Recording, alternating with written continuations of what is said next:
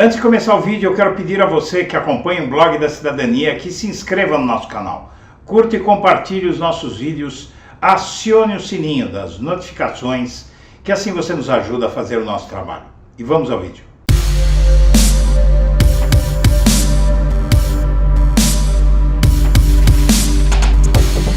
Bom dia, senhoras e senhores. Hoje é 28 de julho de 2022, são 8 horas da manhã e o Lula impede que o Bolsonaro fuja dos debates. A campanha do Lula reafirma pela enésima vez que ele irá aos debates com o Bolsonaro. O comando da campanha de Lula repete a quem quiser ouvir: o petista vai a 3 debates no primeiro turno, contanto que sejam feitos em sistema de pool entre veículos da imprensa, sites e emissoras de rádio e televisão.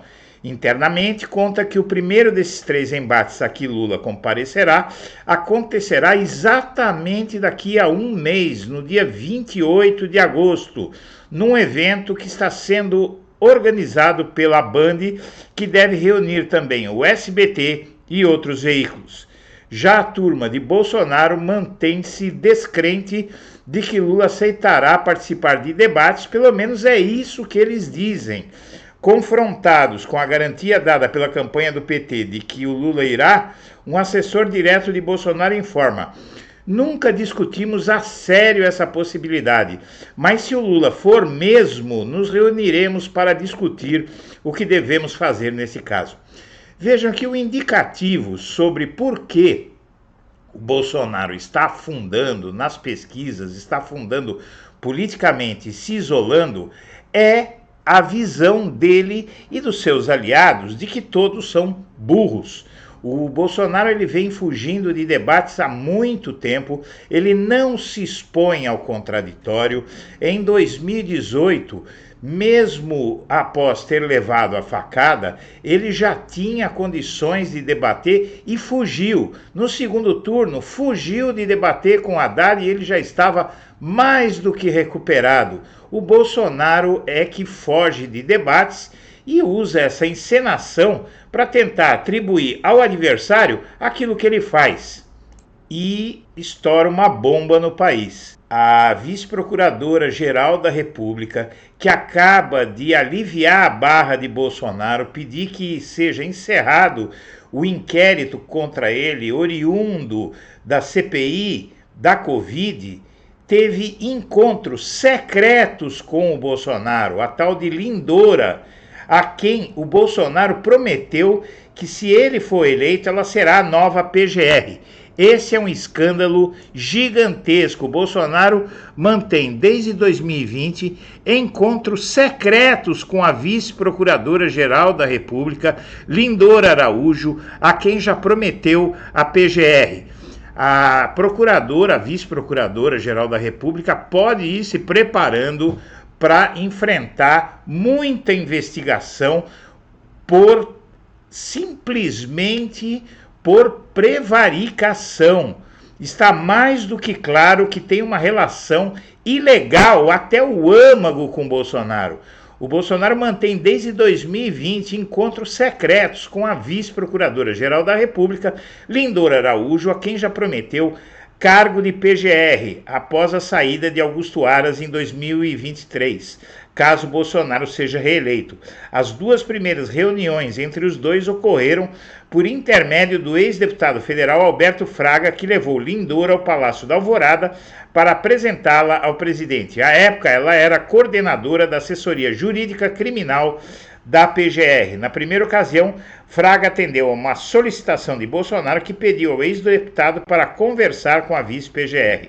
O Bolsonaro sabia da boa relação dela com Aras, mas ainda não tivera a oportunidade de conversar a sós com a subprocuradora. Isso é um escândalo.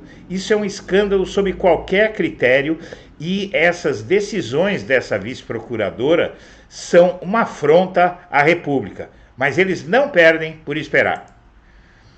E o Bolsonaro, isolado, cada vez mais isolado, já põe a turma do acordão em campo. Com chances reduzidas de reeleição e blefe escancarado pela falta de respaldo militar, Bolsonaro fica sem poder de barganha para salvo-conduto. Abre aspas, ouvi ontem que o pessoal dele está discutindo uma PEC para que o ex-presidente não possa ser preso, vire senador vitalício. Eu sou contra. Do que esse cidadão tem medo? Lula trouxe à tona ao UOL a constatação que domina Brasília. Ficou mais difícil para Bolsonaro conseguir um salvo-conduto. Tenha este o nome de mandatário vitalício ou indulto ou anistia. Este é um tema que acompanha seu mandato, visto que, desde a posse, deixou claro que não se elegera para governar. Ainda faltam 65 dias para o veredito de Sua Excelência o eleitor, mas o que aconteceu nesta semana tornou improvável para Bolsonaro uma aposentadoria na Barra da Tijuca tomando cerveja com contrabandistas de fuzis. E Bolsonaro e aliados sentiram o golpe da mobilização em São Paulo da Carta em Defesa da Democracia. A União de Organizações Civis na Defesa da Democracia já produziu efeitos políticos relevantes na campanha eleitoral. A União de Organizações Civis em São Paulo para Ato Público em Defesa do Regime Democrático já produziu efeitos políticos relevantes na campanha eleitoral. Bolsonaro e aliados passaram à posição defensiva.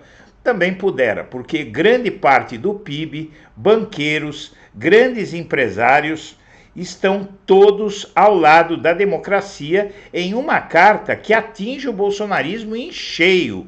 A grande surpresa foi a adesão da FEBRABAN, Federação Brasileira de Bancos, porque o mercado financeiro, dizem a tal Faria Lima, que é ligado aos banqueiros, seria bolsonarista, segundo inclusive o ministro das Comunicações. Não é o que parece, porque os banqueiros apoiaram a Carta pela Democracia. No fim da tarde de terça-feira, a direção da Faculdade de Direito da Universidade de São Paulo, da USP, fez circular o manifesto da miríade de organizações civis que organizam um comício suprapartidário no próximo dia 11 na capital paulista. A mensagem é objetiva. Sabemos deixar de lado divergências menores em prol de algo muito maior, a defesa da ordem democrática. E Ciro Gomes culpa Lula por tudo, mas diz que aceitaria o apoio dele. Soou mais a despedida do que entrada em campo a entrevista de 3 horas concedida ontem à noite à Globo News pelo candidato do PDT à presidência da República, Ciro Gomes. A certa altura, ele repetiu o que tem dito ultimamente, que suas chances de se eleger são pequenas, embora ainda acredite nelas. Bateu forte em Lula e em Bolsonaro, mas de preferência em Lula. Vejam que essa postura do Bolsonaro, na verdade, essa postura do Ciro Gomes, sinaliza o fim da carreira dele, por isso a matéria fala em despedida, porque o Ciro Gomes, com isso, ele está chocando a sociedade brasileira. E o Bolsonaro perde um aliado na troca de comando em tribunal militar. Indicado por Dilma Rousseff, o novo presidente do STM, Superior Tribunal Militar, é considerado mais reservado e neutro que o seu antecessor no cargo. Há 2 meses das eleições, o STM vai passar por uma troca de comando na próxima semana que deve produzir reflexos para além da caserna.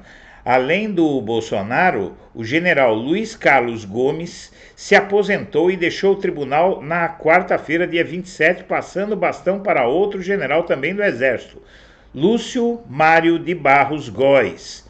Barros Góes é considerado por colegas militares um nome muito equilibrado, discreto, de perfil conciliador e politicamente neutro, pelo menos até hoje.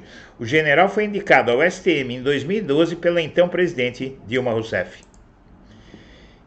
E no Globo, mensagens indicam que líder do governo pediu dinheiro a empresário e ofereceu a ele, em troca, ajuda no Inmetro, aponta relatório da Polícia Federal. O senador licenciado Eduardo Gomes diz que conversas mostravam solicitações de empréstimos a um amigo e nega qualquer irregularidade, mas fica claro que houve aí tráfico de influência no governo Bolsonaro. E a adesão do PIB de juristas a manifestos pró-urnas aumentam o isolamento de Bolsonaro em ataques às eleições.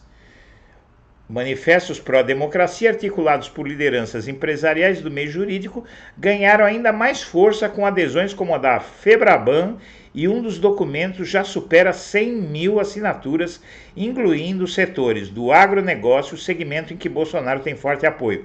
Ontem, o presidente da Câmara, Arthur Lira, quebrou o silêncio sobre o assunto e afirmou confiar no sistema eleitoral. Bolsonaro está pagando um alto preço pelos seus desatinos. O isolamento em que ele mergulha vai ter consequências funestas para ele no futuro próximo. E Bolsonaro pede que Leonardo DiCaprio pare de espalhar fake news. O Bolsonaro mandou alguém escrever um texto em inglês para rebater a acusação de Leonardo DiCaprio, o ator hollywoodiano, que milita pelo meio ambiente no mundo inteiro. E Ciro diz que apoio a Lula em eventual segundo turno não é viável. Basicamente, Ciro está dizendo que vai para Paris se tiver segundo turno e ele não estiver nesse segundo turno. O pré-candidato à presidência pelo PDT afirma que o Lula é responsável maior pela tragédia que está acontecendo no país.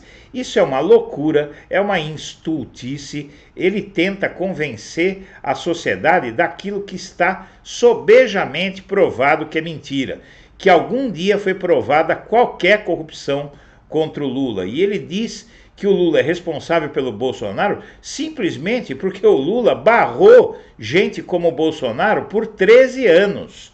E agora vai barrar a partir do ano que vem. E por fim, grupo que deseja eleger bancada dos atiradores no Congresso faz sorteio ilegal de pistolas e fuzis. Entidade recorre a eufemismos e utiliza termos como furadeira e guarda-chuva para se referir a armamentos. Sortear armas de fogo e munições é proibido por um decreto do governo de 1972, mas é isso que os CACs estão fazendo, inclusive num processo em que preparam a criação de um partido político de atiradores.